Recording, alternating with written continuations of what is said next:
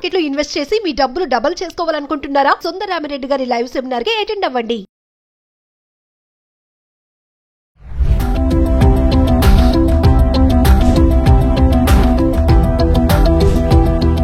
నమస్తే, welcome back to Suman TV. Present మనతో పాటు ఉన్నారు consumers affairs committee chairman Mandari Krishnareddy గారు. నమస్తే సార్. నమస్తే అమ్మా. సార్, కరెంట్ బిల్లు గురించి మాట్లాడుకుంటే ఎంత తక్కువ వాడినా కూడా కరెంట్ బిల్ ఎక్కువే వస్తుందని చాలా మంది ఒక డౌట్స్ అయితే ఉన్నాయి, ఎందుకు ఇంత పవర్ బిల్ వస్తుందని చెప్పేసి.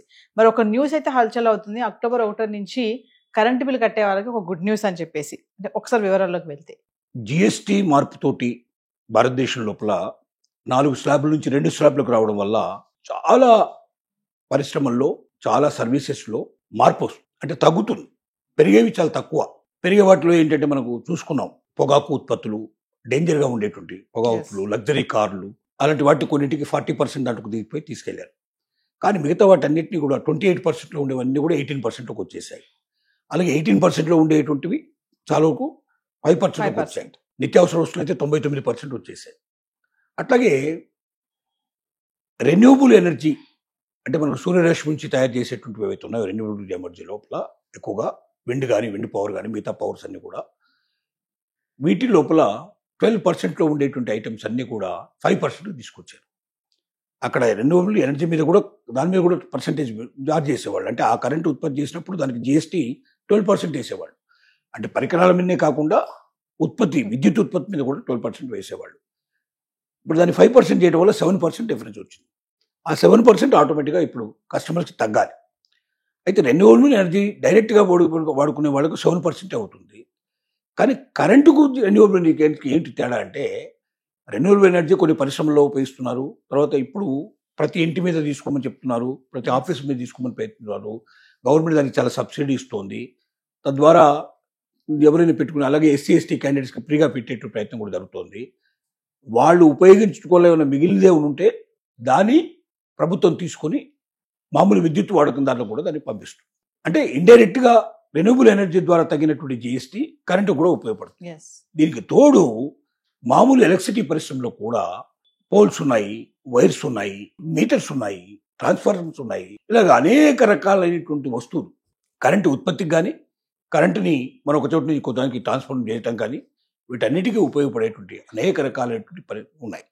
వీటన్నిటి మీద కూడా ఇప్పుడు జిఎస్టీ తగ్గింది.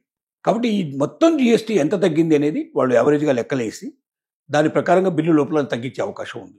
కాబట్టి అక్టోబర్ 1 తర్వాత వచ్చేటువంటి బిల్లు ఏవైతే ఉన్నాయో అవి తప్పనిసరిగా ఎంతో కొంత మాకు డెఫినెట్గా మార్పు వచ్చే అవకాశం ఉంది. అది 5%, 10%, 15% చెప్పలేం, కానీ డెఫినెట్గా కొంత మార్పు అయితే వచ్చే అవకాశం ఉంది. మొత్తం టోటల్గా దేశంలో ఉండే అన్ని విద్యుత్ బిల్లుల మీద కూడా ఇది ప్రభావం పడుతుంది. అంటే కరెంటు ఇంత ముందు కన్నా కొంత చౌకగా దొరికే అవకాశాలు ఉన్నాయి. పెద్ద పెద్ద పరిశ్రమలకు అయితే ఇంకా చాలా ఎక్కువ బెనిఫిట్ అవుతుంది. ఎందుకంటే పరిశ్రమలు వాడేటువంటి పరిశ్రమ చాలా పెద్దగా విద్యుత్ ఉంటుంది కాబట్టి ఆ విద్యుత్ ఎక్కువ బెనిఫిట్ ఇచ్చేటువంటి అవకాశాలు ఉన్నాయి. అందుకని జిఎస్టీ మార్పు మామూలు మార్పు కాదు, టోటల్ పెద్దగా సమస్యలు. అంటే ఇంతవరకు ప్రభుత్వం 2,50,000 కోట్ల విలువైనటువంటి జిఎస్టీ తగ్గుతుంది చెప్తున్నారు. ఒక సంవత్సరానికి 2,50,000 కోట్ల విలువైనటువంటి మొత్తం జిఎస్టీ తగ్గుతుంది. అంటే 2,50,000 కోట్లు మొత్తం తగ్గినట్టే లెక్క కదా. అంటే ప్రజల మొత్తం నుంచి ఖర్చు పెట్టేటువంటి మొత్తం ఖర్చులో 2,50,000 తగ్గినట్టు మనం లెక్కేసుకోవాలి. అన్ని కోట్లు తగ్గినట్టు లెక్కేసుకోవాలి. ప్రతి వస్తువు మీద డైరెక్ట్ ఇండైరెక్ట్ జిఎస్టీ ప్రభావం పడుతుంది. రవాణా ఉంది, రవాణా వాహనాల మీద జిఎస్టీ తగ్గింది. ఆటోమేటిక్గా రవాణా వాహనం మీద తగ్గినప్పుడు రవాణా చేసేటువంటి వస్తువుల మీద కూడా తగ్గే అవకాశాలు ఉంటాయి. అంటే అన్నిటి మీద పడుతుంది. అలాగే కరెంటు మీద కూడా, ఎలక్ట్రిసిటీ మీద పడేటువంటి ప్రభావం ఉంది. ఎలక్ట్రిసిటీ డెఫినెట్గా చీప్ దొరికే అవకాశాలు మనకు కనబడుతుంది. జిఎస్టీతో వచ్చినటువంటి మార్పులు మామూలుగా మిడిల్ క్లాస్ వాళ్ళకి చాలా గుడ్ న్యూస్ అని మనం ఒక వీడియోలో మాట్లాడుకున్నాం సార్. అదే మనం ఇప్పుడు అక్టోబర్ 1 నుంచి ఈ పవర్ బిల్ విషయంలో కూడా తగ్గుతుందని అనుకోవచ్చు అంటారు. డెఫినెట్గా ముఖ్యంగా బాగా డబ్బున్న వాళ్ళకి పెద్దగా జిఎస్టీ పెరిగినా తగ్గినా లక్షలు 2 లక్షలు తేడా వచ్చినా కూడా కారు, లగ్జరీ కారు కొనదలుచుకున్నవాడు, 70 లక్షలు పెట్టి కారు కొనుక్కున్నవాడు 2 లక్షలు తేడా వచ్చిందంటే పెద్దగా వాడికి అందులో పెద్దగా లాభం ఉందని వాడు ఏమనుకోడు. ఆ 72 లక్షలు తీసుకోమంటాడు. ఎందుకంటే ఆ పెట్టగలిగే స్తోమత, కెపాసిటీ అతను ఉంది కాబట్టి. మిడిల్ క్లాస్ ముఖ్యంగా పూర్ పీపుల్ ఎవరుతున్నారో ప్రతి రూపాయికి చాలా విలువిస్తారు. ఒక నిత్య జీవితంలో నిత్యావసర వస్తువులు తీసుకున్నారు అనుకోండి, ప్రతి నెల కావాల్సినటువంటి పప్పులు కొనుక్కునే వాడికి 500 నుంచి 1000 రూపాయలు డిఫరెన్స్ వస్తుందని చెప్తున్నారు. ఒక నెల ఎక్స్పెండిచర్లో 500 నుంచి 1000 రూపాయలు వస్తున్నారు.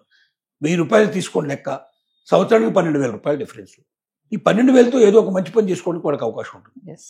ఇంట్లో ఫ్యాన్లు కొనుక్కోవచ్చు, ఇంట్లో ఏదైనా వస్తువులు కొనుక్కోవచ్చు, లేని తయారు చేసుకోవడానికి అవకాశాలు ఉంటాయి. కాబట్టి మధ్యతరగతి జీవితం మీద ఎక్కువ కనబడుతుంది. చాలా చాలా అంటే చాలా మార్పులు రాబోతున్నాయి. చివరికి ఇన్సూరెన్స్ లాంటివి దాంట్లో కూడా తేడా వస్తుంది, చాలా తక్కువ వస్తుంది. కాబట్టి ఎక్కువ మంది ఇన్సూరెన్స్ తీసుకునే అవకాశాలు ఉంటాయి.